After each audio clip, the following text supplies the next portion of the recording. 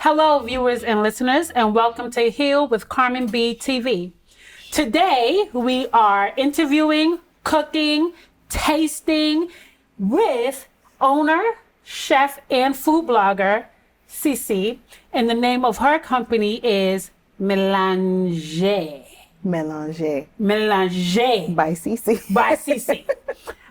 So welcome, Cici, and thank you for joining us today.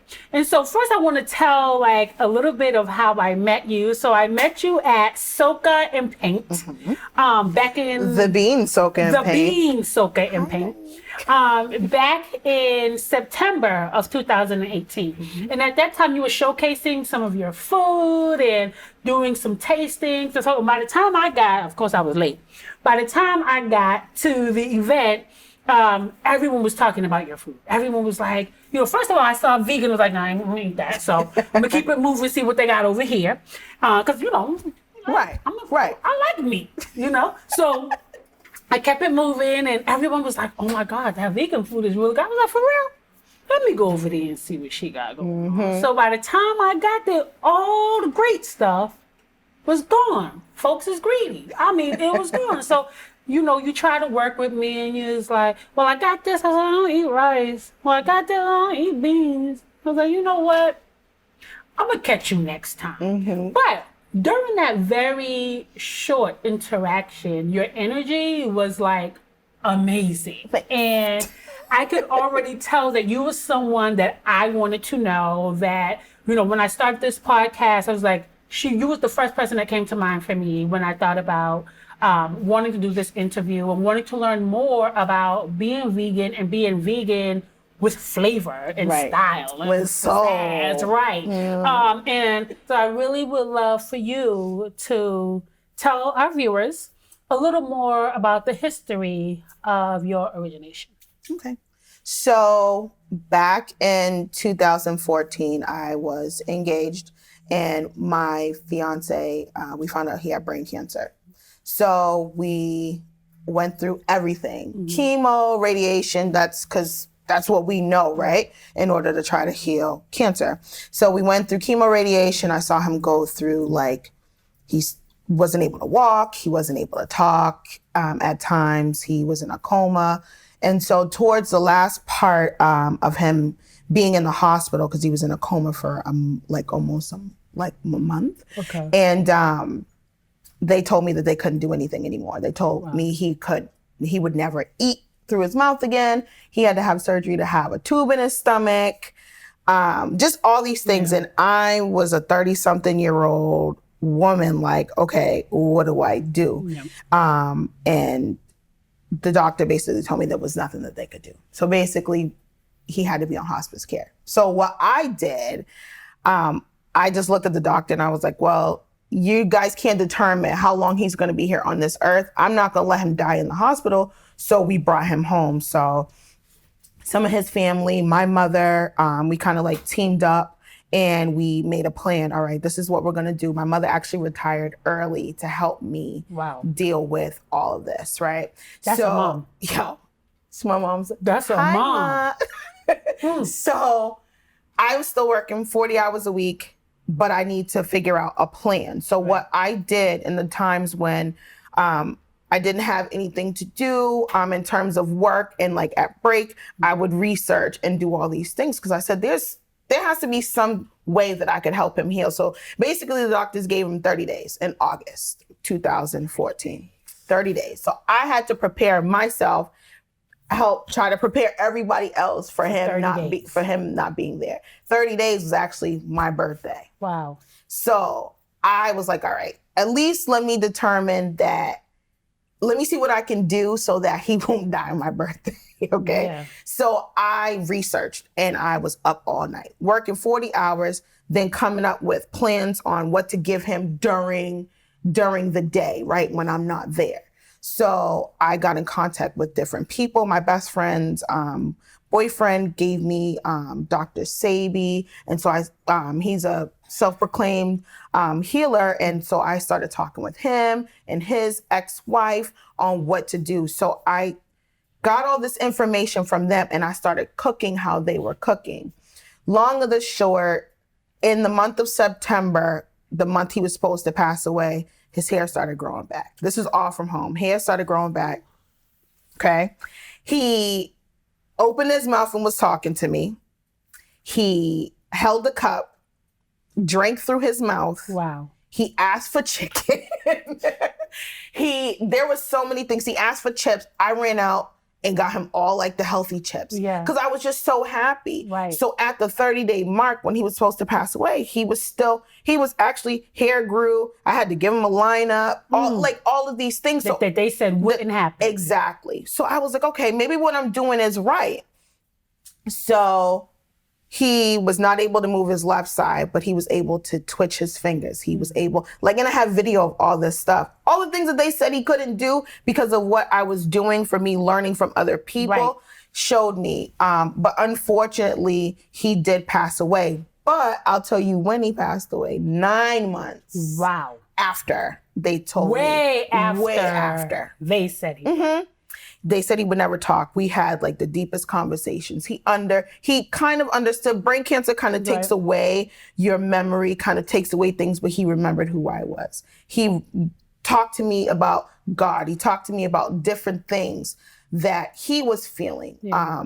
But in the end, unfortunately, he did pass away, right?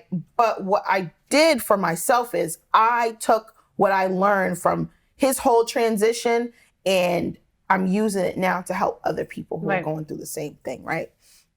So what I did for myself is I said, well, if it worked technically for him, if it saved his life for 9 more months for him to be here to kind of celebrate with us and to just be around family, what would it do for me? Right. So then I started doing it on my own and I lost, I don't know, I fluctuate, so I go. Oh, that's okay, me too, especially in the winter. Right. I gain on the pounds like a bear. No, so yeah, I just said that this morning. Yes. So I lost within the first 4 months. I think I lost around about 35 pounds. And I gained 15 pounds of muscle because I started, after I started working out, roller skating again. I started lifting weights, going and just walking, doing all these things because thankfully, I was asked to I asked them to lay me off 2 weeks prior to him passing away. And I took 7 months off of working because I just couldn't deal with to grieve. To deal with what happened. So, needless to say, I took that time to kind of get to know myself and figure out what my next steps were. And obviously cooking was my next step. I'm like, you know what? I got to figure out how I did this for him and what could I do and to do to help other people. At the time, and even right now, I can't go to school to learn about nutrition. So I just took what I learned from watching YouTubes, talking with people, seeing how people were cooking, figuring out things that I like to eat and try to figure out the plant-based versions for those. And so that's how this business started for me. So. Well, first, I want to say amazing, right?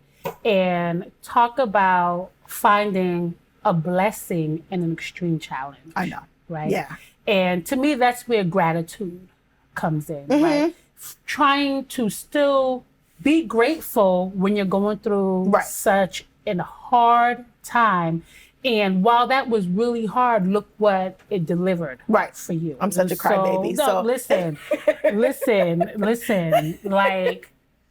that's amazing. And I definitely applaud you for that because you not only changed his life, right? You gave him life. Right. You gave him more life. You gave him life that they said he was not going to have. But now you have a chance to give yourself life and other people life, right? And so you're a blessing. Right? And you got this incredible blessing out of your blessing. So please own that. You are a healer too. Yeah. Right?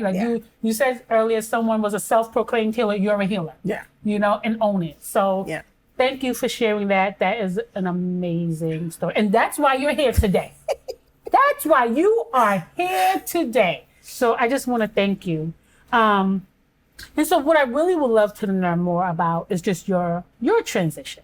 Right? And what this transition has been like for you. when you decided that, you know what, I'm going to do this for myself. What was that like for you? Like, let's talk about the first 2-3 months of this transition. What were your challenges? First of all, my first challenge was not eating meat, right? So coming from my background, my mother's Haitian, my dad is Liberian. So that's 2 meat eaters all in one house, right? A lot of meat.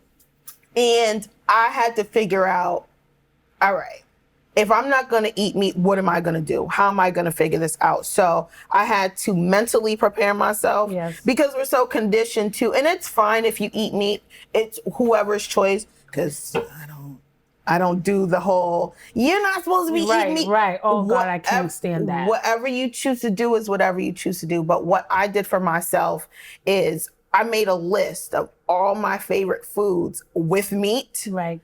And then I found the plant-based versions of those items.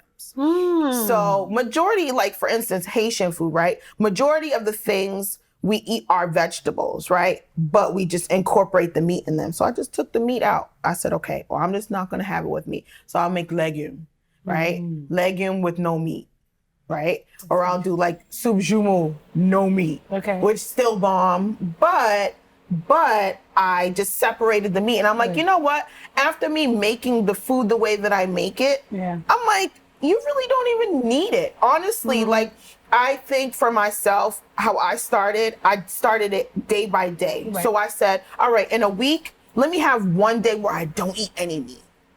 Right. And then I said, oh, I feel better. Then it was 2 days. Then it was 3 days.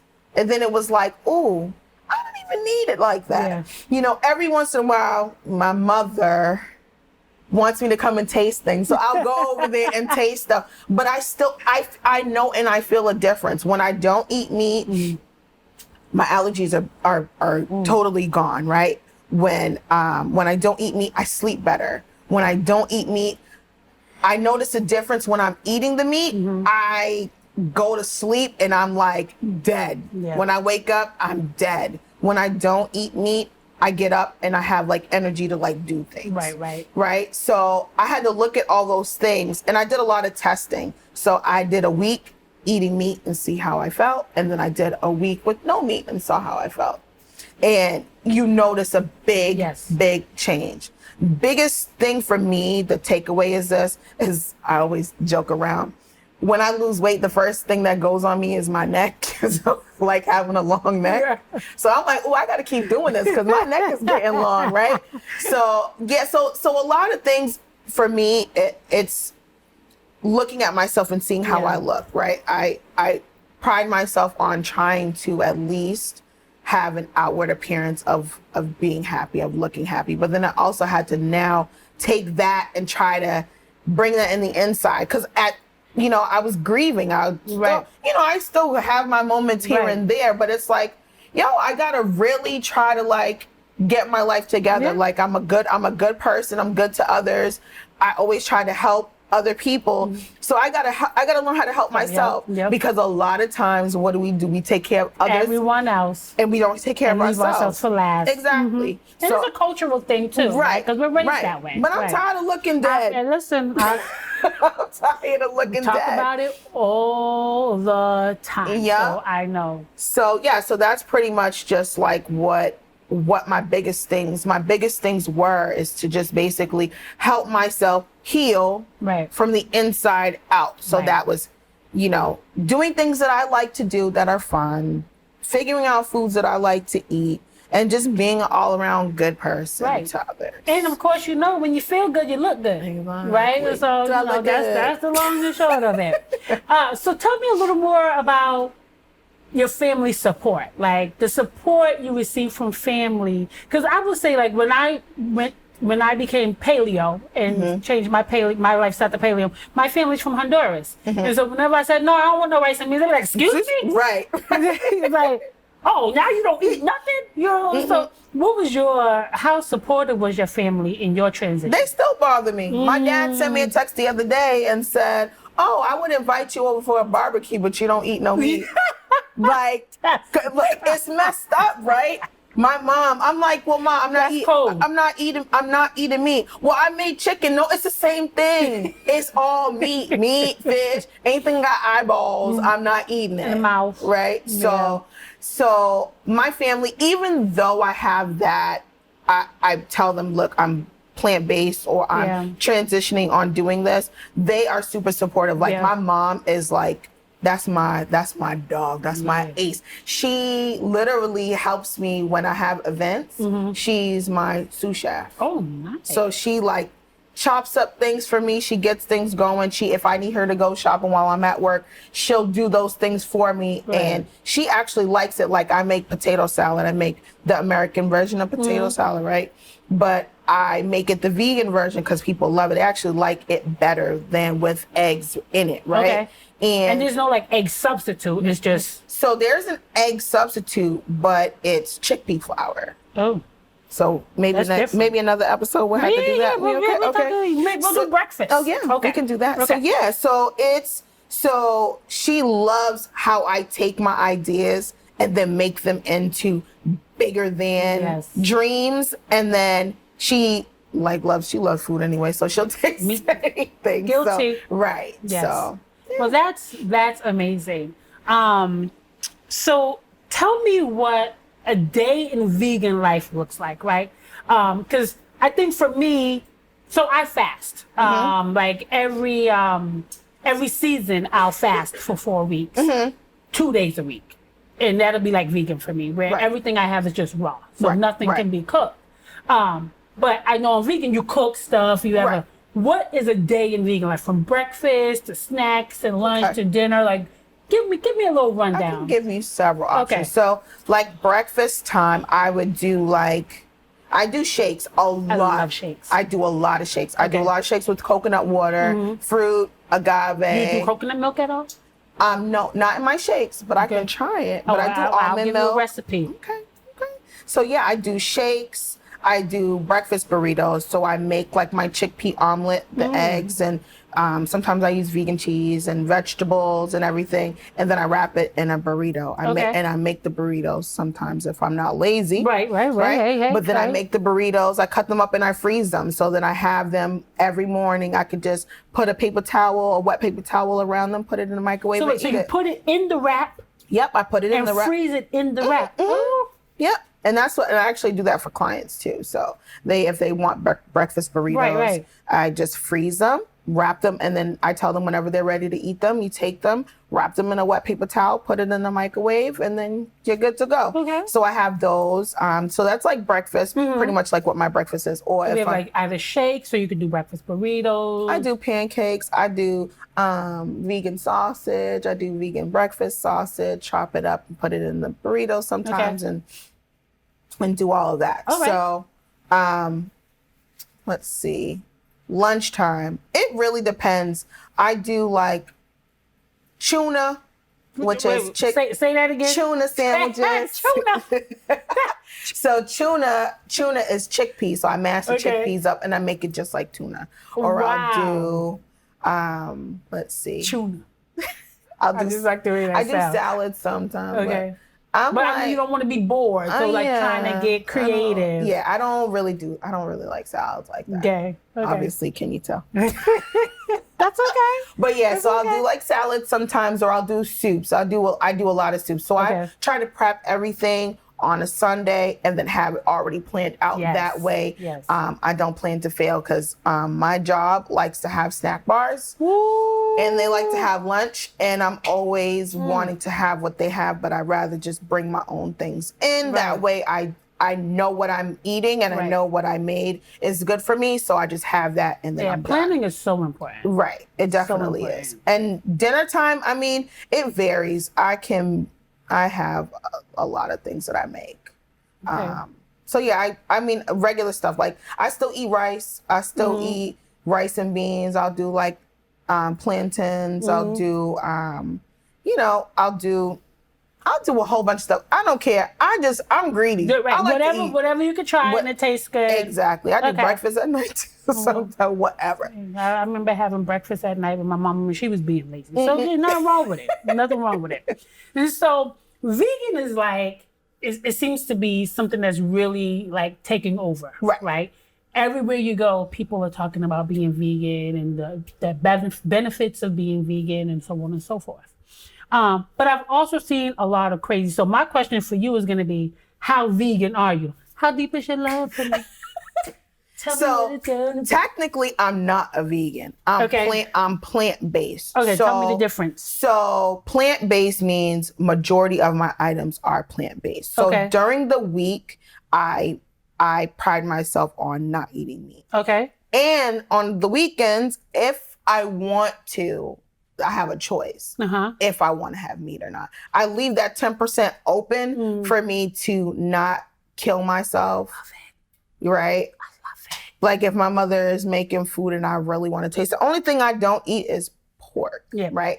But the thing about it is, for me, I want to certainly stop eating meat in total, but I leave the option open if I choose to. Now, do I do it all the time? No, I don't. But I leave the option open because I don't want the vegans to come after me and tell me that I'm not real vegan. I'm plant-based. At the end of the day, you do what the hell you want to do. I do what I want to do. You know, yeah, because nobody cooks. You feel, that's exactly. Right. Nobody's cooking for me. Good. So, I have a choice. Right. And this is what I like to do. I know that it makes me feel better. And if I choose to, dibble dabble. Yeah. If I want to dibble dabble, then that's what I want to do. And it's on camera. Exactly. It's my business. Exactly. So like I'm paleo. And I don't eat rice. I stay away from all those things. And because I've done it for so long, to have those things literally causes me pain, right? Like I can't sleep and digestion, all that. But I love pizza. Yeah. Listen. Pizza's my favorite. With some pineapples on. Well, I don't know about that. I put pineapples on my pizza. And so I feel like leaving some space to really feel good, right? Because those are feel good foods. Like, oh my God. Like you have a good slice of pizza. This is going to be kind of like away from being plant-based. But my go-to, if I want to have like a little taste, it's kind of weird. You ready? I'm ready. It's fried chicken skin. Yo, let me tell you something crazy about that. I love chicharron, right? Which is fried pork skin. But when I was a kid, and I've never seen this before, but when I was a kid, my grandmother used to fry the chicken skin. And so, I couldn't tell nobody because, we was Honduran and that was kind of embarrassing. I love it. It's bomb. Oh my God. But I literally will do like a little piece. Like my mother, she loves that stuff. Sorry, Mom. Like, I love it. Me too, girl. I'm with you, Mom. But invite me over. But it's crazy. Like I'll have her like make a little bit and I'll take a piece. Yeah. And then I'm like, you know what? I'm good. For me, it's like Lay's. Once you pop, you can't stop. I don't like chips either. See, that's another thing. I'm like a weird person when it comes to certain food. I don't eat chips. I don't like Lay's. I don't like anything that smells like weird. Really? So I'm like, yeah. Yeah. I'm a foodie. Yeah. Like I'm greedy. I'm just gonna put that out there. Like I just love to eat. So I'll try a little bit, except chitlins. I can't do chitlins. I tried it once and I will never do it again. I just can't. But other than that, like I'm really, really open to trying new things and trying new foods. But I really try to stick with my diet as much, especially during the week. During the week, I am a good girl. Right. Weekend come? Right. It's another story. And see, that's what I did. So what I did in order to try to figure out like what certain things that I wanted to try and cook, especially for my blog and like just to put out there for people to see. I used to go to restaurants, and I still do every once in a while, but I'll go to vegan restaurants that are coming into Boston or all over because I want to see what they're making. Because I think a lot of times people think vegan or plant-based food is boring, and it's not. I'm like, if I'm cooking it, it's not going to be boring. You're going to have a culture. But yes, I go to different places and I go in with that like blank slate and I'm like, all right, listen, I'm going to try X, Y, and Z off the menu. This is what I want to try. This is what I want to see. And if I like it, then I'll kind of like taste the food. Right. And I'm like, all right, they put this in here. I'll put this in here. I'll go home and then I'll recreate it. That's right. That's what you're supposed to do. Yeah. Sometimes I go online and just look at menus and be like, I'm going to go make that. I'm greedy. I do that every day. Let me tell you something. My oldest son used to sleep with menus in his bed. And I used to be like, you know what? This is a damn shame. And so tell us a little bit more about your business. What you're doing, how you get your clients, what you offer, and so on and so on. Okay, so my clients are basically word of mouth, right? Okay. So I have family and friends who might have told somebody to tell somebody, or have suggested me, right? So my day-to-day, so I still work a regular job, hopefully not too much longer, but get all this stuff out there. Exactly. So I have so I do everything on a weekend. So I get clients will say, I have a client, he's a rapper. So he will call me. He's like, all right, I'm back in town. Can I have a week's worth of food? Right. So my week's worth of food is your breakfast, your lunch, and your dinner, right? So what I do is I formulate menus, and I have a bunch of menus that I'll send him, and I'll say, hey, what do you want off of these menus? And this is what I'll make. So Friday night, I'll go and I'll pick up the items, and then Saturday I'll cook, prep everything, get it ready for him, and then I deliver it on Sunday. Which is great. So I do meal prep services. I cater events. So I've done like the bean trap and paint parties and the soca and paint parties. And then from there it was just word of mouth. I've gone and done like other events, and then they'll keep my card. And then when they have people coming and wanting to do events at their location, they'll give my name. I had a couple of clients that have done that as well. So it's all by word of mouth. I'm not relying on I rely on social media, but I rely on people who have already tasted my food and know what it's worth, and kind of like vet those people out for me and then send them my way. And then so that's what I do. Awesome. So what's next? What's next for you? So you're doing events, you're doing some meal prep. And I know you have a vision, right? For growth. What's next for you? So I would love, I had a talk with a friend of mine the other day on what I should do. I would love to have a food truck or not a restaurant, not yet. Are there any vegan food trucks? There are. Oh, like in Boston? Okay. There are. We'll talk about that. Okay, yeah. But so a food truck, or even like what I'm doing now, I'll be selling plates. So I'll sell plates on the weekends. I have a location where you can come and pick up your items, or I can deliver it for, an extra fee. But yeah, so doing that and just pretty much just getting my name out there, trying to figure out what's best for me and what's best for people. I still have a 40-hour work week. So I have to take that into effect, and then take care of yourself. Exactly. I gotta pay my bill. That's right. That's right. So yeah, just pretty much doing that and just making people happy, going to events. I am actually coming together with a couple of my close friends and also their clients as well, because I do events with them. We're trying to put together like a health expo and trying to get like kids to come out and roller skate and taste the food. I got a lot on my plate, a lot of ideas. I have a friend of mine, Manushka, who always says, I'll sit with her and be like, I was thinking, and she'll be like, write it down. I'll be like, oh, God, dog it, she get on my nerves. Yep. Well, I think that is what we need, right? Right. Black people don't think about being vegan. Right? Because it's not a part of our culture. We, in my family, I'm going to say at least, and in yours, of course, right? Vegan is not a huge part of the African American culture. It just isn't. So I just really think it's amazing to have someone like you putting this on the map and introducing new ways to live a plant-based lifestyle and still enjoy it and not feel like it's a task, because it should not feel like a task, right? You should still enjoy it. And so today we'll have the great pleasure of cooking and tasting with you. So tell us what's going to be on the menu today. So the menu today is vegan chili and maple butter cornbread and kale chips. I'm ready. I hope you are. Let's do it. All right.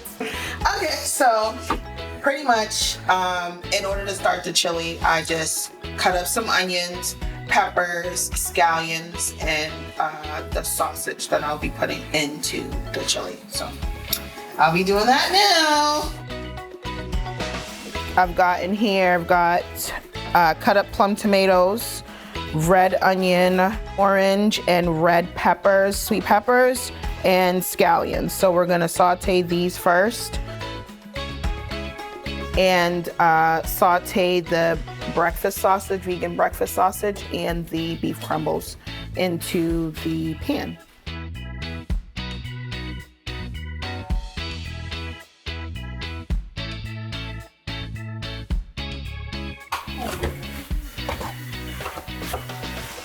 So I kind of let everything marry together, the meat and the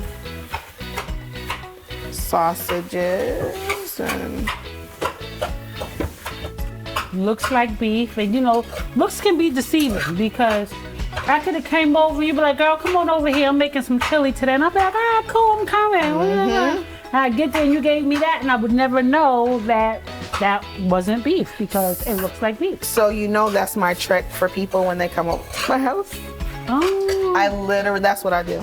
Yeah, so What is this? So this is,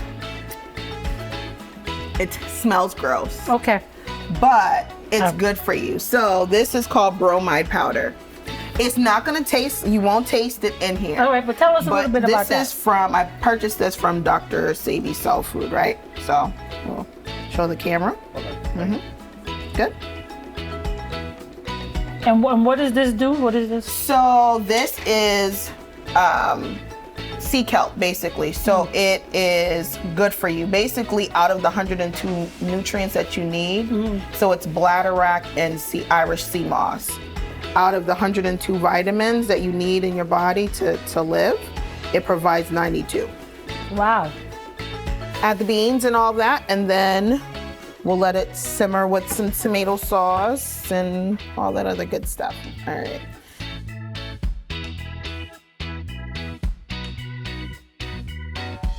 Okay, so this is how I made my kale chips.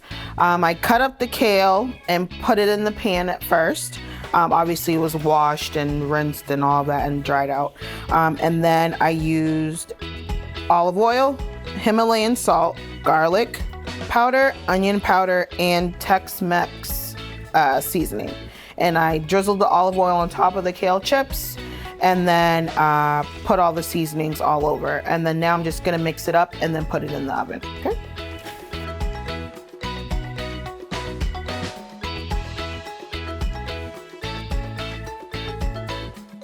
Okay, so to pair with the chili that we just made, I made maple honey butter cornbread. So to give the cornbread a texture, I added vegan buttermilk, which is made from apple cider vinegar and almond milk. And I mix those together and let them sit, and that thickens and that makes the buttermilk. Then I added baking powder, vegan butter, a little bit of sugar and some cinnamon, and mixed it all together. And then we have this batter, and then we put it in the oven. So I know you was talking earlier about the proper way to open a can, which I thought was crazy, okay? The cameraman thought it was crazy, but I'm gonna let you do your thing. Show us what you're talking about. So the normal way that everyone opens their cans are this way, right? But that also leaves you to get like metal and stuff and probably like to fall in the can. So the proper way is to do it this way. So you hold it on its side and this part is on the top and you take it. Look how simple, that's crazy. Let me see if this really open, cause she bugged.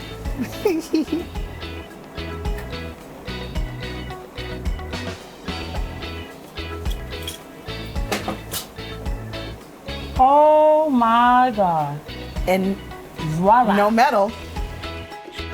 All right, so Cece, tell the people what you cooked today. So today we made vegan chili, maple butter cornbread, and kale chips. So, first, I just want to say thank you so much. Like, first of all, I'm dying to eat, so my stomach is growling while I'm doing this. But I want to thank you all for tuning into this episode of Heal with Carmen B TV. Thank you, Cece, for joining us today, for cooking with us today. Thank you for having me. And we look forward to having you again. Today we did a little dinner edition with Chili. Next time we'll do breakfast. Yep, sounds good to me. We about to go eat. Peace.